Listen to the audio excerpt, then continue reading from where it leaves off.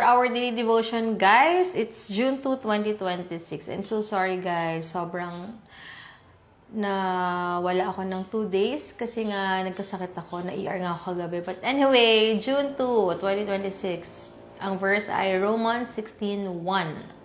I commend to you our sister Phoebe, a deacon of the church in Cenchrea, something ang hirap i-pronounce, guys. Cenchrea. Sisters are forever.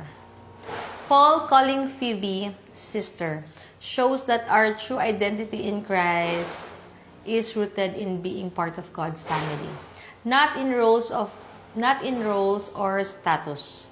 As God's daughter and sisters in Christ, we are empowered with courage, humility, and joy to serve and love. So, sa pagsaserve kay God, ang pagkakaintindi ko dito, pantay-pantay tayo. Okay?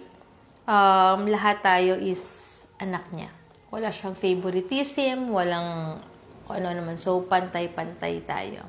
At magandang reminder ito sa atin kasi wala siya kung sino yung mas may alam, sino yung mas marami ng Bible verse na kabisado. Ganun ba, guys, diba? So, maganda to na na-remind tayo na walang favoritism si God, kundi pantay-pantay yun. At imbes na magkaroon na lang ng, syempre, diba, minsan naman talaga as a human being, feeling natin is mas magaling tayo, mas maalam tayo. Instead of isipin natin yun, guys, much better na isipin natin na tumulong tayo sa mga taong hindi pa kabisado yung Bible or wala pa masyadong alam sa Word ni God.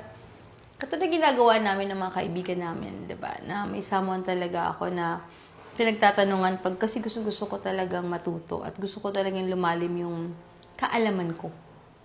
At yun nga yung ginugol ko ngayon na magkaroon ako ng quality time every day na magsa-start na ako na hihimayin ko yung Bible. By maybe tomorrow, start ko na yun, guys, kasi dito talaga ako.